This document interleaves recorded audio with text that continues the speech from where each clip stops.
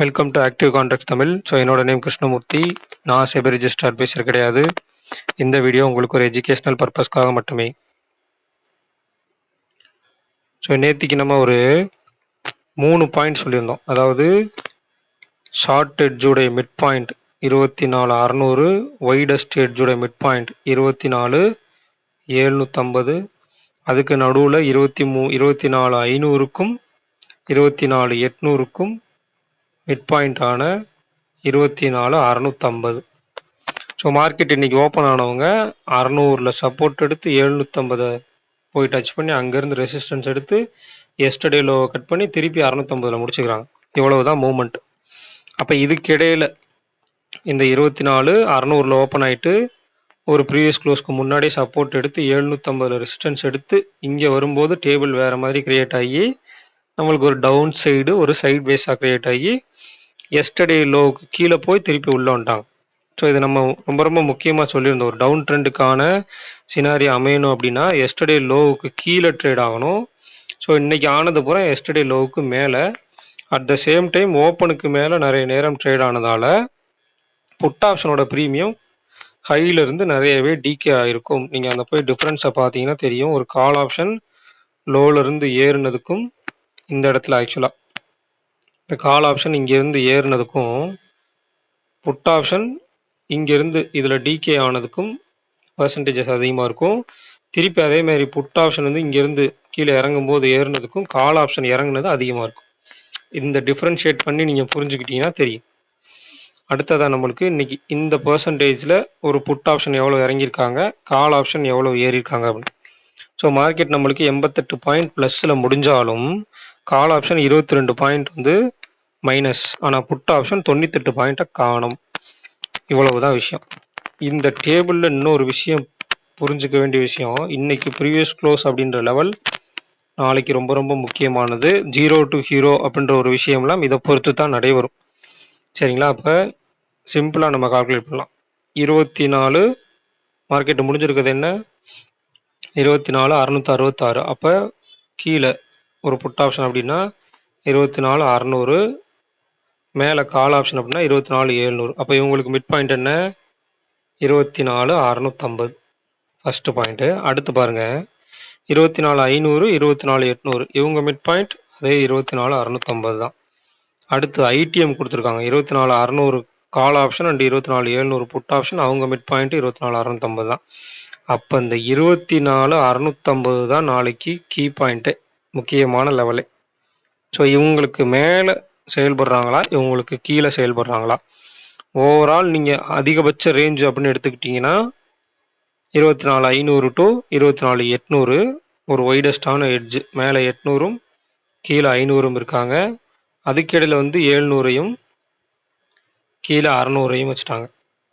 இப்போ 600 டு 700 24,650 நாளைக்கு அமைஞ்சிருச்சு அப்படின்னா மார்க்கெட் சைட்வேஸ்குள்ளே போக ஆரம்பிச்சிடும் ஒரு 100 பாயிண்ட்டுக்குள்ளே. அப்போ இப்போ முடிஞ்சிருக்கிறதுல 600 புட் ஆப்ஷன் 75 ரூபா அப்படின்னா 700 கால் ஆப்ஷன் 66 ரூபா. அப்போ 24,766 அண்டு 24,525 இதுதான் ஷார்ட்டஸ்ட் ரேஞ்ச். சரிங்களா? ரேஞ்சு படி மார்க்கெட்டுடைய எட்ஜு படி வேறு 600 டு 700 எட்ஜ், அதாவது ரேஞ்சு படி எடுத்துக்கிட்டிங்கன்னா 525 டு 766. வைடஸ்ட் ரேஞ்சுன்னு எடுத்துக்கிட்டால் 75 ப்ளஸ் 66 கிட்டத்தட்ட நம்மளுக்கு ஒரு 141 பாயிண்ட் வருவாங்க. அப்போ 24,841, அதேமாதிரி இந்த சைடு 140 பாயிண்ட்டை கழிச்சுங்க, கிட்டத்தட்ட 24,450 சம்திங் வரும். அப்போ நியர்பை இந்த 500 டு 800 அந்த ரேஞ்சுக்கு தான் இந்த வைடஸ்ட் எட்ஜும் போகிறாங்க. இங்கே முக்கியமாக கூர்ந்து கவனிக்க வேண்டியது ஐடிஎம் கால் ஆப்ஷன். இப்போ இந்த ஐடிஎம் கால் ஆப்ஷனுடைய லோ 24,600 கால் ஆப்ஷனுடைய லோ அப்படின்றது 67 ரூபா. சரிங்களா? அப்போ அதில் 24,667 அதுக்கு நியர்பை முடிச்சுக்கிறாங்க மார்க்கெட்டை நாளைக்கு. அப்போ இந்த ப்ரீவியஸ் க்ளோஸ் அப்படின்ற லெவல் ரொம்ப ரொம்ப முக்கியமானது, கூர்ந்து கவனிக்க வேண்டியது. க்ளோசிங் ப்ரைஸ் அப்படின்றது 109 ரூபா. இவங்க எவ்வளோ இருக்கணும், 67 ரூபா இருக்கணும், இந்த லோ ப்ரைஸுக்கு இருக்கணும். ஆனால் இருக்கிறது 109 ரூபா இருக்காங்க. கிட்டத்தட்ட நமக்கு எவ்வளோ பாயிண்ட் இருக்காங்க, ஒரு 42 பாயிண்ட் டைம் வேல்யூ இருக்காங்க.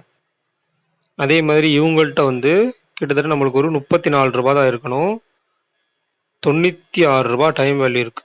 யாருக்கிட்ட? புட் ஆப்ஷன் கிட்ட. அப்ப அந்த ஐடிஎம்ல இருக்கிறனால தான் இவ்வளவு டைம் வேல்யூ இருக்கிறனால தான் அவங்களையும் சேர்த்து செல் பண்ணியிருக்காங்கன்றத புரிஞ்சுக்கணும். 2வது மார்க்கெட்ட வந்து மேல ஒரு எட்ஜ் குடுத்து, அதுக்கப்புறம் ஒரு விஷயம் குடுத்து, எல்லா பக்கமும் நெருக்குறாங்க மார்க்கெட். ஒரு கால் ஆப்ஷன் சரி, புட் ஆப்ஷன்லயும் சரி, கீழ இருந்து புஷ் பண்றது, மேல இருந்து டம்ப் பண்றது அப்படின்னு சொல்லி மார்க்கெட்ட நெருக்கி வச்சிருக்காங்க.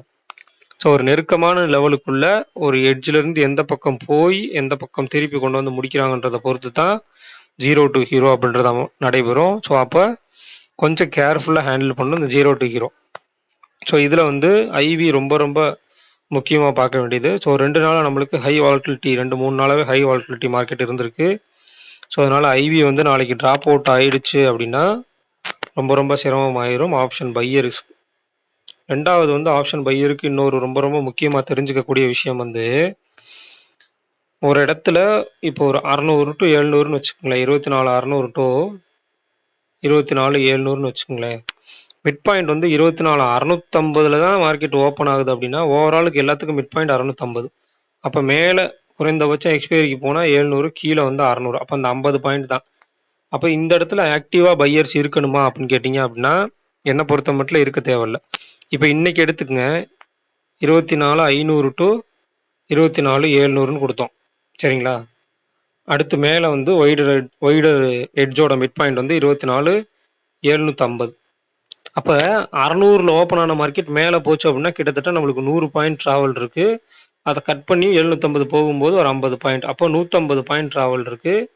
கீழ 500க்கு வந்தாலும் நம்மளுக்கு 100 பாயிண்ட் டிராவல் இருக்கு. அப்ப இந்த மாதிரி ஒரு டிராவல் அதிகமா இருக்கும் பட்சத்துல வந்து, ஒரு எட்ஜ் ஷார்ட்டஸ்ட் எட்ஜே கொஞ்சம் பெருசா இருக்கு அப்படின்ற பட்சத்துல பையர்ஸ் கொஞ்சம் ஆக்டிவா இருக்கிறது நல்லது.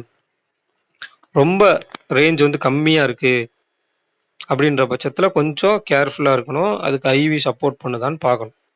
சரிங்களா? இப்ப இங்க இது கரண்ட் சினாரியோ எடுத்துட்டீங்கன்னா, ஐவி வந்து புட் சைடு கொஞ்சம் அதிகமா இருக்காங்க. நாளைக்கு ஒருவேளை எஸ்டர்டே லோவுக்கு கீழ ட்ரேட் ஆயிட்டாங்க அப்படின்னா, டவுன் ட்ரெண்டுக்கும் வாய்ப்பு இருக்கு. சினாரியோ படி. சரிங்களா? அப்ப அத கொஞ்சம் கேர்ஃபுல்லா ஹேண்டில் பண்ணணும். இன்னைக்கு எஸ்டர்டே லோவுக்கு கீழ இன்னைக்கு இன்னொரு லோ வச்சிருக்காங்க. அப்ப அதையும் கீழ நாளைக்கு ட்ரேட் ஆகணும். ட்ரேட் ஆனால் மட்டுமே 2வது ஓப்பனுக்கு கீழ, ப்ரீவியஸ் க்ளோஸ்க்கு கீழ எல்லாத்துக்குமே கீழ இருந்து, ஐவியும் சப்போர்ட் பண்ணால் மட்டும் தான் கீழ இறங்க முடியும். ஸோ இந்த லெவல்ஸ் எல்லாம் கொஞ்சம் கொஞ்சம் கேர்ஃபுல்லா நம்ம பார்த்துக்கணும். இது எல்லாத்தையுமே அனலைஸ் பண்ணி. பேங்க் நிஃப்டிய பொறுத்த மட்டும் 54,800ல முடிச்சுக்கிறாங்க. இங்க பார்த்துக்கிட்டீங்க அப்படின்னா, கீழ போக விடாம 54,800 put option and 54,900 put option, 54,700. அப்ப எப்ப இந்த 700 கட் பண்றாங்களோ, அதுக்கடுத்து கீழ 54,000 டூ 55,000 அப்படின்ற லெவலுக்கு மிட் பாயிண்ட் ஆன 54,500 ரீச் பண்றதுக்கு சான்சஸ் இருக்கு. இங்கனக்குள்ள மேக்ஸிமம் விட மாட்டாங்க. ஏன்னா, இங்க செல்லர்ஸ் நம்மளுக்கு இருக்காங்க அப்படின்ற பட்சத்துல, அவங்க வந்து கொஞ்சம் புஷ் பண்ண பார்ப்பாங்க. அப்படி இல்ல, ஐவி சப்போர்ட் பண்ணிருச்சு அப்படின்னா, மார்க்கெட்ட கீழ விடுறதுக்கும் சான்சஸ் இருக்கு. மேல வந்து பெருசா எந்த ஒரு தடுப்பும் இல்ல. 55,500 வரைக்கும் எந்த ஒரு ரெசிஸ்டன்ஸும் இல்லை. ஏன்னா 55,000 புட் ஆப்ஷன், 55,000 கால் ஆப்ஷன் ஸ்ட்ராடல்னு எடுத்துக்கிட்டா கூட, 55,000 புட் ஆப்ஷன், கால் ஆப்ஷன் இது 2 எடுத்துக்கலாம். இவங்க லோவுக்கு நீங்க வச்சீங்க அப்படின்னாலே, நம்மளுக்கு ரேஞ்ச் இருக்கு மேல. சரிங்களா? 55,500 வரைக்கும் வச்சாலுமே 500 வரைக்கும் நம்மளுக்கு ரேஞ்ச் இருக்கு. கிட்டத்தட்ட 800ல இருந்து எடுத்துட்டீங்கன்னா 700 பாயிண்ட் நம்மளுக்கு ரேஞ்ச் இருக்கு. 55,500 வரைக்கும். ஸோ கொஞ்சம் கேர்ஃபுல்லா பார்க்கணும். இவங்கள வந்து பேங்க் நிஃப்டிய வந்து நீங்க ட்ரேட் எடுக்கணுமா அப்படின்னு கேட்டீங்க அப்படின்னா, ஒரு நிஃப்டிக்கு ஒரு சப்போர்ட்டிங் இண்டெக்ஸா பார்த்துக்கலாம்.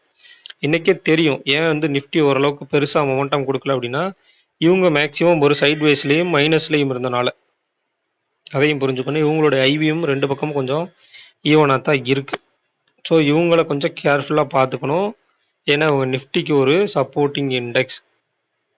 இவங்க வந்து ஓப்பனுக்கு கீழ ட்ரேட் ஆயிட்டாங்க. நிஃப்டி வந்து ஓப்பனுக்கு மேலேயும் கீழேயும் ட்ரேட் ஆயிருக்கு. இவ்வளவுதான் வித்தியாசம். அப்போ ஒருத்தர் மட்டும் ஓப்பனுக்கு மேல இல்ல கீழ சஸ்டெயின் ஆயிட்டு, இன்னொருத்தர மேலேயும் கீழேயும் கொண்டு போறதுன்றது ஒரு சைட்வேஸுக்கான ஒரு விஷயமா தான் இருக்கும். நாளைக்கும் இதே நடந்துறக்கூடாது. ஸோ 0 டூ ஹீரோ அப்படின்ற ஒரு விஷயத்த கொஞ்சம் கேர்ஃபுல்லா ஹேண்டில் பண்ணுங்க. பிரீமியம் கம்மி தான். ஸோ வந்து கம்மியான இன்வெஸ்ட்மெண்ட் தான் அப்படின்னு சொல்லிட்டு, அந்த கம்மியான இன்வெஸ்ட்மெண்ட்னாலும் அது நம்ம பணம்.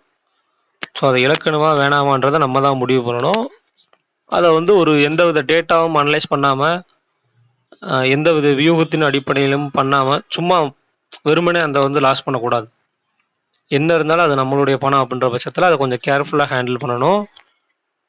ஸோ இந்த வீடியோ புடிச்சிருந்துச்சு அப்படின்னா லைக் பண்ணுங்க, ஷேர் பண்ணுங்க, சப்ஸ்கிரைப் பண்ணுங்க. மறக்காம உங்க கருத்துக்கள வந்து கமெண்ட் செக்ஷன்ல கமெண்ட் பண்ணுங்க. நன்றி, வணக்கம்.